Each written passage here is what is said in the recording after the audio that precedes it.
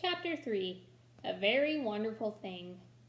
Yesterday, a very wonderful thing happened, and it's called I had pie for dinner, just pie, and that's all. That's because my mother went to the hospital to have the baby, and Daddy and Grandma Miller went with her. So me and my grandpa got to stay at his house all by ourselves, and no one even babysitted us. I think he babysat her. And guess what? Grandpa smoked a real live cigar inside the house, and Grandma didn't yell, "Go outside with that thing, Frank." After that, my grandpa gave me a piggyback ride, and he let me put on Grandma Miller's new hat with the long brown feather. And also I got to walk in her red high heels. Only then I fell down in the kitchen, and so quickly I took them off. "Hey, I could crack my head and open in these dumb things," I said very loud. After that, I opened up the refrigerator, 'cause I was hungry from playing, that's why. "Hey, guess what? There's a big, fat lemon pie in here, Frank," I hollered.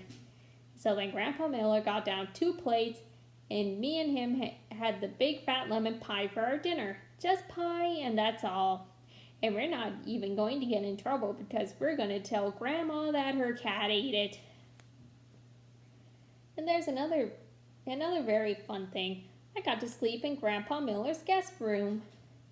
First I put on my PJs with the feet in them, and then my grandpa watched me brush my new front tooth, and he tucked me into the big guest bed. "Sweet dreams, Junie B," he said. Only for then I got a little bit of scared in me. "Yeah, only guess what, Grandpa," I said. "It's very dark in this big room, and so there might be hidey things in there." Grandpa looked all around the room, and he also in the closet. "Nope, no hidey things in here," he said. After that, he left on the hall light for me, so my imagination wouldn't run wild. Except I didn't sleep that good, because there's a drooly guy with claws under my bed, I think. And so this morning, my eyes felt very sagging. Only then I sniffed something that woke them right up, and its name was delicious waffles. Grandpa Miller cooked them for me, and he let me pour my own syrup, and he didn't shout, "Whoa, whoa, whoa!" After that, me and him played until it was time for kindergarten. Except before I left, the funnest thing of all happened.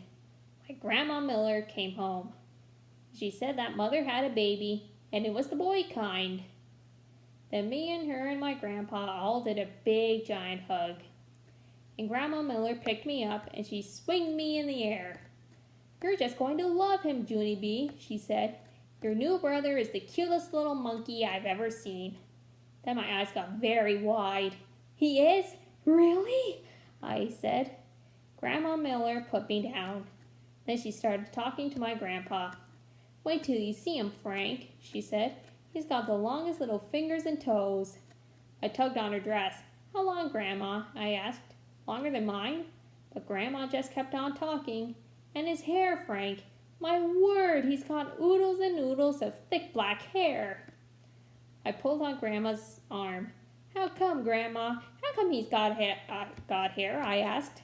"I thought little babies were supposed to be baldies." But still, my grandma didn't answer me. "And he's big too, Frank. He's so much bigger than any of the other babies in the hospital. And you should feel how tightly he grabs on your finger when you..." Then I stamped my foot very hard. "Hey, I want some answers down here, Helen. He's my baby too, you know." Grandma Miller frowned at me, 'cause I'm not supposed to call her Helen, I think. "Sorry," I said kind of quiet. Then Grandma Miller bended down next to me, so I didn't have to yell anymore. "Are you telling me the truth, Grandma?" I said. "Is my brother really the cutest little monkey you ever saw? For really and honest and truly?" And Grandma Miller hugged me very tight. "Yes, little girl," she whispered in my ear. "You're really and honest and truly." After that, she picked me up again, and me and her twirled all around the kitchen.